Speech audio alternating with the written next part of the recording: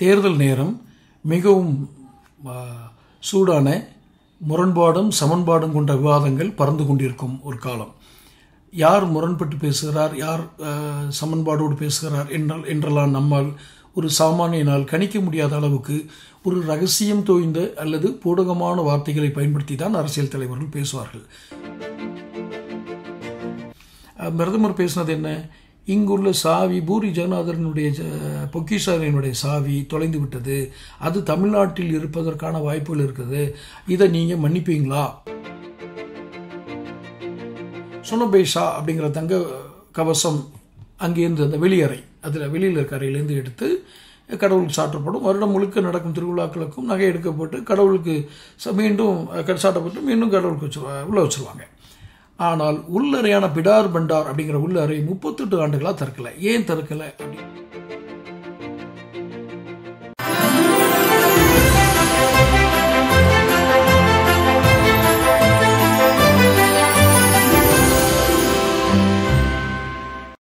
தமிழகம் times நேயர்களுக்கு எனது அன்பான வணக்கங்கள். தேர்தல் நேரம் மிகவும் சூடான முரண்பாடும் சமன்பாடும் கொண்ட விவாதங்கள் பறந்து கொண்டிருக்கும் ஒரு காலம். யார் முரண்பட்டு பேசுகிறார், யார் சமன்பாடோடு பேசுகிறார் என்றெல்லாம் நம்மால் ஒரு சாமானியனால் கணிக்க முடியாத அளவுக்கு ஒரு ரகசியம் தோய்ந்த அல்லது பூடகமான வார்த்தைகளை பயன்படுத்தி தான் அரசியல் தலைவர்கள் பேசுவார்கள். ஒருவேளை கூட்டத்தை பார்த்த ஒரு உத்வேகத்தில், கூட்டத்தில் உள்ள மக்களுடைய எழுச்சியை கண்ட ஒரு உத்வேகத்தில் ஒரு சில தலைவர்கள் சற்று உணர்ச்சிவசமாக பேசிவிடுவார்கள். இதை அவ்வப்போது தேர்தல் கமிஷனும் கண்டிக்கும். அந்த வகையில் ஒரிசாவினுடைய தேர்தல் பரப்புரையில் பிரதமர் மோடி ஏற்கனவே 2 கட்ட தேர்தல் முடிந்துவிட்டது, இன்னும் ஒரு கட்டம் பாக்கி இருக்கிறது ஒரிசா மாநிலத்தில். அங்கு 2 அதாவது நாடாளுமன்றத்திற்கும் சட்டமன்றத்திற்கும் சேர்ந்தான் தேர்தல் நடக்கிறது. இந்த நிலையில் அவர் பேசியிருக்கும் ஒரு பேச்சு மிகுந்த சர்ச்சைக்குள்ளாக்கியிருக்கிறது. அதாவது தமிழ் மக்களுடைய மாண்பை, தமிழ் மக்களுடைய மரியாதையை குறைப்பதாக தமிழக முதல்வர் மு.க. ஸ்டாலின் அவர்கள் குறிப்பிட்டு சொல்லும் அளவுக்கு அந்த பேச்சுரை இருக்கிறது. அது என்ன பேச்சுரை? கிட்டத்தட்ட ஒரிசாவினுடைய அரசராகவே பார்க்கக்கூடிய ஒரு தெய்வம் பூரி ஜெகநாதர், பூரி மாவட்டத்தில் இருக்க ஜெகநாதர் கோயில். அந்த கோயில் அவங்க முழு அதாவது என்ன சொல்கிறது, முழு நம்பிக்கை, ஒரு கொஞ்சம் கூட அதில் முன்ன பின்ன இருக்காது. ஒரிசா மக்கள் அந்த பூரி ஜெகநாதரை வணங்குபவர்களுக்கு அந்த மாதிரி ஒரு முழு நம்பிக்கையும் ஒரு அரசராக வணங்கக்கூடிய அளவுக்கு முழு உருவம் பெற்ற ஒரு தெய்வம் பூரி ஜெகநாதர். அந்த கோயிலில் இருக்கிற சாவி தமிழ்நாட்டில் இருக்கிறதா மோடி சொல்கிறார். தன்னுடைய உரையில் பிரதமர் மோடி அவர்கள் சொல்கிறார். அப்போது இது என்ன சாவி? அது பொக்கிஷ அறையின் சாவி இங்கே இருக்குது அப்படின்னு அவர் மறைமுகமாகவோ அல்லது நேரடியாகவோ யாரை குறிவிக்கிறார் என்றால், அந்த முதல்வர் பட்நாயக்கினுடைய உதவியாளர் கார்த்திகேயன் பாண்டியன், அவர் மதுரை மாவட்டத்தை சேர்ந்தவர், தமிழ்நாடு மதுரை மாவட்டத்தை சேர்ந்தவர். அவர் மீது குறிவைத்து தான் இந்த விமர்சனம் வைக்கப்படுவதாக அரசியல் நோக்கர்களுடைய கருத்து. சரி, அவர் ஏன் அப்படி ஒரு கோரிக்கை வைத்தார்? அது என்ன பொக்கிஷ அறை, அது எங்கே இருக்கிறது, அதனுடைய சாவி ஏன் தொலைந்து போனது, கண்டுபிடிக்க இயலுமா? இதை இந்த காணொலியில் நான் கூறுகிறேன். ஒரிசாவினுடைய பூரி தொகுதியில் பாஜகனுடைய செய்தி தொடர்பாளர் சம்பிட் பத்ரா அப்படிங்கிறவர் போட்டிடுறாரு. அவர் செய்தியாளர்கிட்ட பேசும்போது, இப்போ நான் இந்த முதலே சொன்ன மாதிரி கொஞ்சம் உணர்ச்சி வசப்பட்டு மிகையான உணர்ச்சிகளை ஒரு வார்த்தையில் சொல்கிறார். என்ன, லட்சக்கணக்கானவர்கள் மோடியை பார்க்க வர்றாங்க, ஜெகநாதரே, அதாவது பூரி ஜெகநாதரே மோடியினுடைய பக்தர் தான், நாம் எல்லோரும் மோடியின் குடும்பத்தை சேர்ந்தவர்கள் தான் அப்படின்னு பேசிடுறாரு. அப்போ கடவுளான ஜெகநாதரை மோடிக்கு பக்தரா இந்த பேச்சு பெரிய சலசலப்பை ஏற்படுத்துது. அப்போ அதுக்கு அடுத்த நாளே அவர் தன்னுடைய எக்ஸ் வலைதளத்தில் என்ன பதிவிடுறாரு? ஜெகநாதரின் பக்தர் மோடின்னு சொல்வதற்கு பதிலாக மோடியின் பக்தர் ஜெகநாதர் அப்படின்னு நான் சொல்லிட்டேன், இதுக்காக 3 நாள் விரதம் இருப்பேன் அப்படின்னு சொல்லி அதை காம்பன்சேட் பண்ணுறார். ரைட். ஆனால் அதுக்குள்ளே இது பெரிய ஒரு சலசலப்பை ஏற்படுத்துது. ஏன்னா இவர் குறிப்பிட்டு பேசியது தெய்வத்தையும் ஒரு மனிதனையும். அப்போ அதுக்கு சலசலப்பு வரத்தான் செய்யும். இது எப்படா வாய்ப்பு கிடைக்கும் இருக்க எதிர்கட்சிகள் இந்த வாய்ப்பை பயன்படுத்துவாங்க. யாராக இருந்தாலும் எதிர்கட்சியாக இருக்க யாரும் இன்னொரு மாற்று கட்சி ஒன்று பேசும்போது அதை மேக்சிமம் கவர் பண்ணிடுவாங்க. அப்படி அதை எடுத்து சலசலப்பாக்கி அது ஒரு பெருசாக இது பண்ணுறாங்க. அப்போ என்ன பேசுகிறாங்க? பிரதமர் பேசினது என்ன? இங்குள்ள சாவி பூரி ஜெகநாதரனுடைய பொக்கிஷாரினுடைய சாவி தொலைந்து விட்டது, அது தமிழ்நாட்டில் இருப்பதற்கான வாய்ப்புகள் இருக்குது, இதை நீங்கள் மன்னிப்பீங்களா? அப்படின்னு கேட்குறாரு.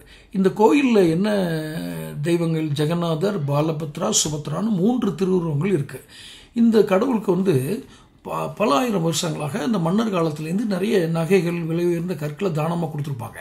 அப்போது பக்தர்களும் பல்வேறு நகைகளை கொடுப்பாங்க. இந்த பொக்கிஷங்கள் அனைத்தும் கோயிலுக்குள்ளே அமைந்துள்ள ரத்ன பண்டார் அப்படின்ன பொக்கிஷ அறைக்குள்ளே அது இருக்குது. அந்த அறையின் பேர் ரத்ன பண்டார். அப்போ பொக்கிஷ அறையான ரத்ன பண்டார் வந்து பிடார் பண்டார், பகார பண்டார். அதாவது பிடார் பண்டார்னா உள்ளறை, பகார பண்டார்னா வெளியறை, 2 அறைகளை கொண்டது.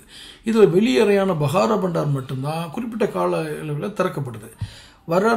ஒவ்வொரு வருஷமும் நடக்கிற பூரி ஜெகநாதருடைய தேரோட்டத்தில் சுனபேஷா அப்படிங்கிற தங்க கவசம் அங்கேருந்து அந்த வெளியறை, அதில் வெளியில் இருக்க அறையிலேருந்து எடுத்து கடவுளுக்கு சாற்றப்படும். வருடம் முழுக்க நடக்கும் திருவிழாக்களுக்கும் நகை எடுக்கப்பட்டு கடவுளுக்கு மீண்டும் சாட்டப்பட்டு மீண்டும் கடவுளுக்கு உள்ளே வச்சுருவாங்க. ஆனால் உள்ளறையான பிடார் பண்டார் அப்படிங்கிற உள்ளறை 38 ஆண்டுகளாக திறக்கலை. ஏன் திறக்கலை அப்படிங்கிறதுக்கு காரணம் இன்னும் விசாரணையில் இருக்குது. அந்த பொக்கிஷ அறையில் என்ன இருக்குது? அதிகாரப்பூர்வ ஆவணங்களின்படி பொக்கிஷ அறையில் 1978ஆம் ஆண்டு மே 13க்கும் ஜூலை 23க்கும் இடையில் திறக்கப்பட்டது. அதற்கு பிறகு 1985ஆம் ஆண்டில் ஒரு முறை இந்திய தொல்லியல் துறையால் திறக்கப்பட்டிருக்கு. இந்த அறையில் எவ்வளோ நகைகள் இருக்குது அப்படின்னு 2018ஆம் ஆண்டு ஒரிசா சட்டமன்றத்தில் கேள்வி எழுப்பும் போது இதற்கு பதிலளித்த அப்போதைய சட்ட அமைச்சர் பிரதாப் ஜனா 1978இல் கணக்கெடுத்த போது 12,831 பரி தங்க நகைகள். இங்கே பரின்னு சொல்கிறது பவுன் நம்ம சொல்கிறோம் இல்லையா, அது மாதிரி அவங்க பரின்னு ஒரு இது சொல்கிறாங்க. அந்த பரி வந்து எவ்வளோனா 11.66 கிராம் தான் ஒரு பரிங்கிறது. அப்போ 12,831 பரிங்கிறது தோராயமாக 149.609 கிலோ, கிட்டத்தட்ட 150 கிலோ தங்க நகைகள், 288 வெள்ளி நகைகள் பாத்திரங்கள் இருக்கிறதா அந்த சட்டசபையில் அவர் சட்ட அமைச்சர் சொல்கிறாரு. இதற்கு பிறகு உச்சநீதிமன்றத்தில் ஒரு வழக்கு தொடரப்பட்டது. ரத்ன பண்டாரின் உள்ளறையை திறக்க 2018ஆம் ஆண்டு ஏப்ரல் 4ஆம் தேதி முயற்சி மேற்கொள்ளப்பட்டது.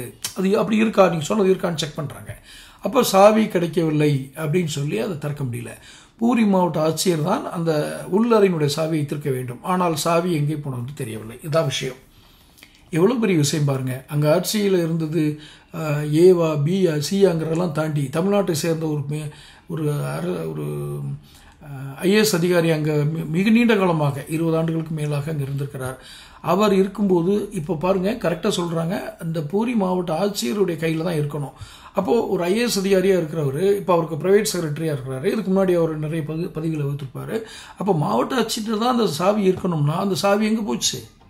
காணாமல் போச்சுன்னு சொல்கிறாங்க. ரொம்ப எளிதாக இதில் எந்த கட்சி ஆதரவு கொடுத்தாங்க, எந்த கட்சியில் ஆதரவு போடாங்க, ஆட்சி நடந்தது, யார் எதிர்கட்சியாக இருந்தாங்க, இதெல்லாம் விட்டுருங்க.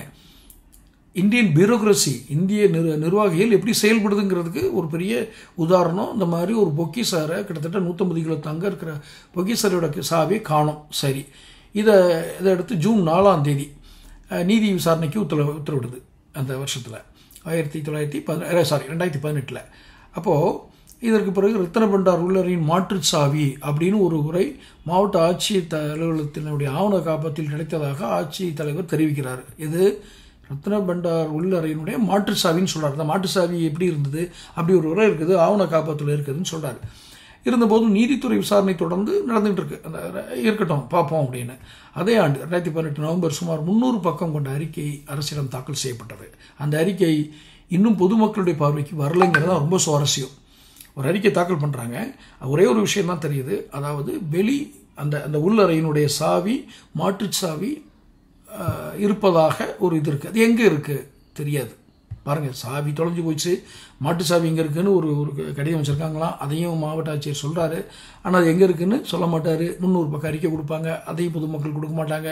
யாராச்சும் நடந்தா என்ன, ஒரு விஷயத்தை சொல்கிறதுக்கு இவ்வளவா? சரி, இருக்கலாம். இதற்கு பிறகும் இந்த வாரம் சர்ச்சையாகவே நீடித்ததுனால 2024ஆம் ஆண்டு ரத யாத்திரையின் போது ரத்ன பண்டாரை திறக்கலாம் என மாநில அரசுக்கு ஜெகநாதர் கோயில் நிர்வாக கமிட்டி பரிந்துரைக்குது. அப்போது இதற்கு பிறகு தொடரப்பட்ட ஒரு பொதுநல வழக்கை விசாரித்த ஒடிசா உயர்நீதிமன்றம் மாநில அரசு ஒரு அரசு உயர்மட்ட குழுவை அமைத்து ரத்ன பண்டாரில் உள்ள பொருட்களை கணக்கெடுக்க உத்தரவு போட்டிருக்கு. அதன்படி உச்சநீதிமன்ற நீதிபதி அரிஜித் பசேத் தலைமையில் 12 உறுப்பினர்களை கொண்ட கமிட்டி ஒன்றை ஒரிசா அரசு அமைச்சிருக்கு. இதுக்கிடையில் தேர்தல் வந்துடுது. அப்போது ஒரிசாவில் தான் பேசியது பல கூட்டங்கள். ரத்ன பண்டாரின் காணாமல் போன சாவி குறித்து மோடி கேள்வி எழுப்புறாரு. இது என்ன இந்த வரலாறு பாருங்க. 23 வருஷமாக இருக்கிற கார்த்திகேயன் பாண்டியன்கிற ஒரு ஐஏஎஸ் அதிகாரியை விட்டுருங்க. அவர் ஒரு அரசு நிர்வாகத்தில் இருக்கார். ஆனால் அவர் ஒரு முதல்வரின் பக்கத்தில் நெருங்குவதும் போதுதான் அவர் அரசியல் அதிகாரம் அவருக்கு பூசப்படுகிறது. அந்த பொலிட்டிக்கல் கலர் அவர் மேலே அப்ளை பண்ணுறாங்க. இந்த பொலிட்டிக்கல் கலர் அப்ளை பண்ணும்போது என்ன நடக்குது அப்படின்னா, அந்த கலர்லேருந்து அவருக்கு ஒரு என்ன கிடைக்குது, ஒரு அரசியல் உருவம் கிடைக்குது. அந்த அரசியல் உருவத்தை வச்சு இவரை வச்சு இப்போ அந்த அங்கே ஆளுகின்ற அரசை, அந்த முதல்வரை விமர்சிக்க தொடங்குகிறார்கள். இந்த பேச்சு தவறா சரியா அப்படின்னு போகிறதுக்கு முன்னாடி என்னுடைய சாதாரண சந்தேகம், என்னை போன்ற ஒரு சாதாரண சாமானியர்களுக்கு வரக்கூடிய சந்தேகம் என்னவென்றால், பொக்கிஷ அறை, இந்த அறைகளுக்குள் இருக்கும் தங்க நகைகள், இதை பாதுகாக்க வேண்டிய அரசியல் இருக்கக்கூடிய பொறுப்பில் இருக்கக்கூடிய அரசு நிர்வாகம், ஏன்னா ஆட்சியாளர்கள் மாறிட்டே இருப்பாங்க. அதனால தான் அவருக்கு மாவட்ட ஆட்சியர்கிட்ட இந்த சாவி இருக்கும்னு சொல்லியிருக்காங்க. அப்போ இப்படியெல்லாம் இருக்கக்கூடிய இந்த மாதிரி ஒரு பொக்கிஷ அறையை நீங்கள் எவ்வளோ பாதுகாப்பாக வச்சுருக்கணும். சாவியை தொலைச்சது இப்போ யாருன்னு தெரியல. மாட்டு சாவி இருக்கிறதா சொல்கிறதும் அதை பற்றியும் இந்த வெளிப்படையான தகவலும் வரல. அரசு தாக்கல் பண்ண 300 பக்க அறிக்கையும் பொதுமக்கள் பார்வைக்கு வரல. ஆனால் ஒரு உயர்குழு பரிந்துரை, உயர்மட்ட குழு அப்படின்னு சொல்லி யாரோ ஒருத்தர் போட்டு அவங்கள வச்சா தரங்கன்னு சொல்கிறாங்க. அப்போ சாவி எங்கே கிடைக்கும்? இதை பிரதமர் அரசியல் பேச்சுக்காக மாற்றுறாரு. எல்லாம் இருக்கட்டும், அந்த ஜெகநாதர் கோயிலுக்கு இவ்வளவு பொக்கிஷம் இருக்குது. சமீபத்தில் போன கடந்த சில ஆண்டுகளுக்கு முன்னாடி கேரளாவில் பத்மநாப சுவாமி கோயிலில் இந்த மாதிரி ஒரு விவகாரம் வந்தது நினைவு இருக்கலாம். அங்கே இத்தனையோ கிலோ கணக்கில் தங்கம் இருக்குது, அது போனவங்க இறந்து போயிடுவாங்க, அந்த மாதிரி ஒரு சம்பிரதாயங்கள்லாம் இருந்தது. யாரோ திறக்க போனவர் இறந்து போயிருக்காரு. அது அங்கே இருக்கிற ரொம்ப பாதாள அறையில் இருக்கும்போது ஏற்படுற இயற்கையான வாயு மண்டல தீதா என்னன்னு தெரியல, அழிஞ்சு அவர் இறந்து போகிறாரு. ஸோ இது மாதிரி ஒரு பொக்கிஷ அறைகள், ஒரு மதிப்புமிக்க உலோகங்கள் இருக்கக்கூடிய அறைகளை பாதுகாக்க வேண்டியது, இன்னும் சிறப்பாக பாதுகாக்க வேண்டியது அரசின் கடமை, நிர்வாகத்தினுடைய கடமை. இதைத்தான் நம்ம கடைசியில் சொல்கிறோம். அதனால் இது தமிழ்நாட்டில் இருக்கிறதுன்னு அவர் சொன்னதுக்கான காரணம் அந்த ஐஏஎஸ் அதிகாரி தான். அப்போ அவர் அதுக்கு சாவி எங்கே இருக்குன்னு அவர் கண்டுபிடிக்க வேண்டியது என்னன்னு அவர் பதில் சொல்கிறார். அவர் அரசியல்வாதியாக மாறிட்டாருங்கிறனால தெரியுது. ஒரு ஐஏஎஸ் ஆஃபீஸர், ஒரு பியூரோக்ராட், அவர் சொல்லக்கூடிய பதில் இது இல்லை. 23 வருஷமாக அங்கே இருக்கிறாரு. இப்படி ஒரு கோயில் இருக்குது, இந்த கோயிலுக்குள்ளே இப்படி ஒரு பொக்கிஷ அறை இருக்குது, இந்த அறையோட சாவி மாவட்ட ஆட்சியர்கிட்ட தான் இருக்குங்கிறது ஒரு ஐஏஎஸ் அதிகாரிக்கு தெரியாதா? அவர் அந்த மாவட்ட ஆட்சியர் தலைமையில் இருந்தாரா இல்லையாங்கிறதுலாம் அப்புறம், அவர்கிட்ட தான் சாவி இருக்கணுங்கிறது தான் இப்போ இருக்கிற கேள்வி. அப்போ எந்த ஆட்சியர் காலத்தில் சாவி ஒப்படைக்கப்பட்டது, எந்த ஐஏஎஸ் ஆஃபீஸர் இருக்கும்போது அது காணாமல் போனது, இதை நீதித்துறை தான் விளக்கமளிக்க வேண்டும், உண்மைகள் தெரிய வேண்டும். இதில் ஒரிசாவுக்கும் தமிழ்நாட்டிற்கும் ஒரு பெரிய மோதலை உருவாக்க முயல்கிறார் முதல்வர் அப்படின்னு இங்கே இருக்க முதல்வர் சொல்கிறது, இதெல்லாமே அரசியல் பேச்சுக்குள்ளே போயிடுது. இதுக்குள்ளே உண்மை ஒளிந்து கொண்டு இருக்கிறது.